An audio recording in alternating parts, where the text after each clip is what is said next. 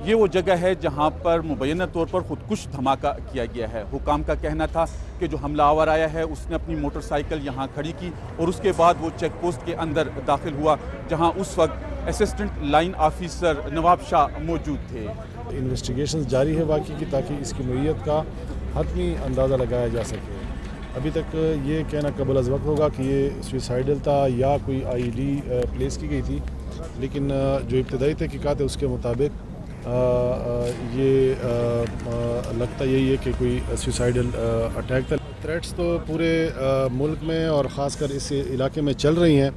Specific कोई हमें इस जगह की और इन खसादार फोर्स की थ्रेट की इतला नहीं थी। धमाके के बाद यहाँ पर बादलों की तरह धुआं फैल गया और हर तरफ एक अंधेरा सा छा गया था। यहाँ पर ऐनी शाहिदीन ने बताया कि उस हमले के वक्त यहाँ पर एक खातून और एक बच्चे की लाश भी पड़ी थी, जबकि करीब ही 2 गाड़ियाँ खड़ी थी जिनको आग लग गई थी। उसमें भी एक ड्राइवर जलकर हलाक हो चुका था। आज पेशावर में सूरत हाल इंतहाई तशवीशनाक रही है, चूँकि यहाँ पर 4 अफराद की लाशें भी मिली हैं, जबकि खैबर पख्तूनख्वा के ज़िला डेरा इस्माइल खान से भी आज 2 अफराद की लाशें मिली हैं। अजीज़ुल्लाह खान, BBC न्यूज़, पेशावर।